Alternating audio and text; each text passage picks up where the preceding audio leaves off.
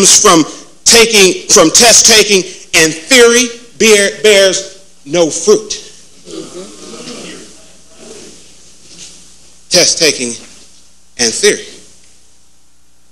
If we're going to be able to go into this community and help this community, we have to bear fruit.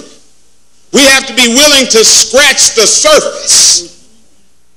And that dirt under our nails at that time needs to be respect as we go into this community. They deserve it. But when you go out and you get folk who are not familiar with this community,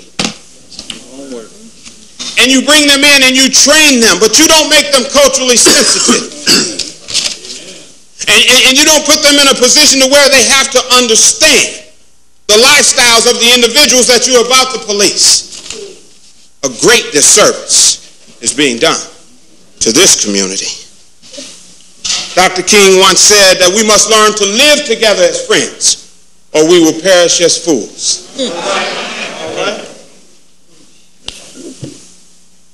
We refuse to perish as fools. It is the individual who is not interested in his fellow man who causes the greatest harm. And it is from among such individuals that all human failure stems. These officers are going out every day with an interest in their community and determined to help. We need an administration that reflects what these officers are capable of doing. I'm almost done.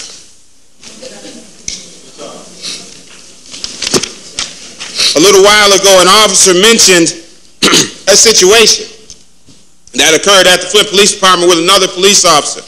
And you know, some of the people that have spoke before you are sharing other people's situations. I came to share with you my situation.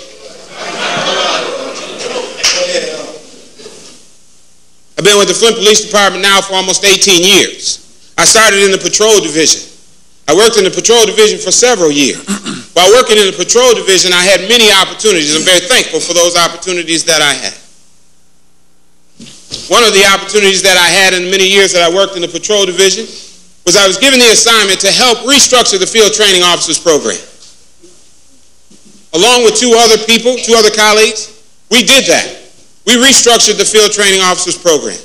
After restructuring the field training officers program, the Flint Police Department accepted it and used it for 6 years. I told the chief when I met with him that it made me uncomfortable. It made me uncomfortable to have to go from shift to shift to shift to train the trainers, and these were people who had trained me. Please remember that. It's important in this story.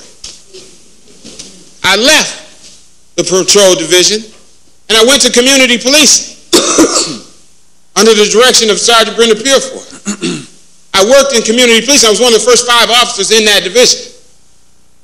And we worked to establish a working relationship with this community. And we did so well that in 1993, we were in U.S. News and World Report for the most successful community policing program in the country.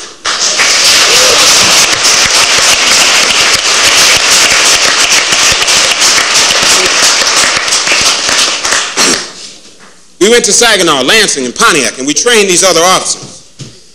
And then we went to Chicago, Illinois, to train officers in Cabrini Greens, and Ida B. Wells and Tazler, major housing developments.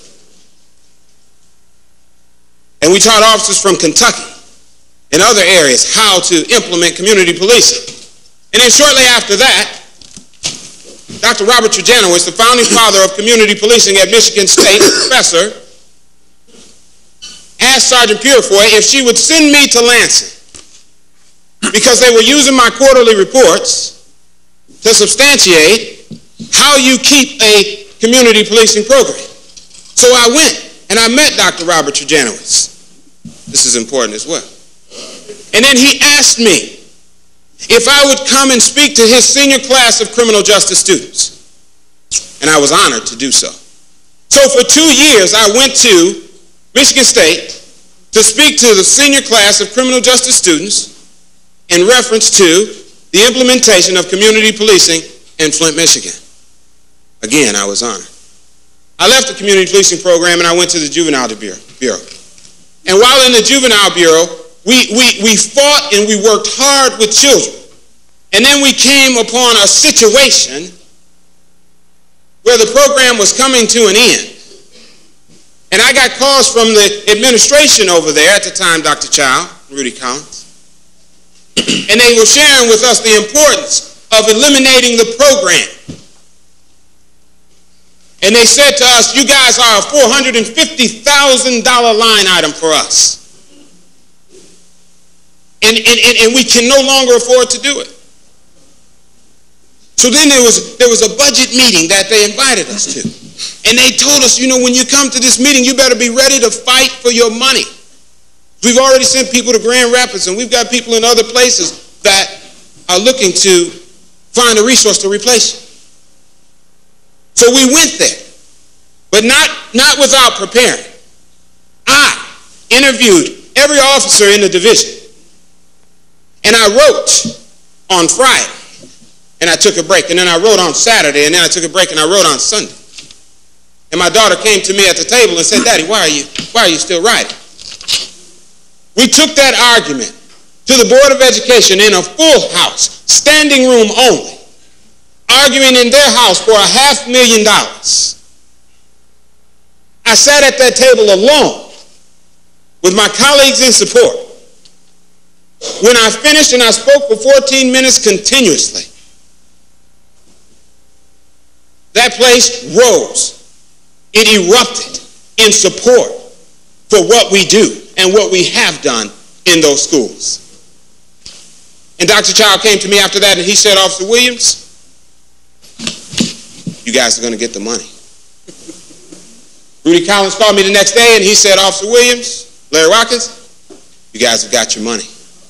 $500,000 to a single division. Keep that in mind, it's important.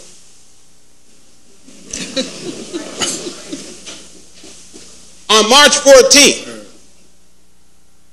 I was en route to my field office, functioning in the same capacity as a school resource officer. And at 10:15 in the morning, a drunk driver came through a light at Atherton and Grand Traverse, hit me on the driver's side and crushed the driver's side of my car, injuring my head, shoulder, neck, back, and punctured my leg. The car was totaled. I survived.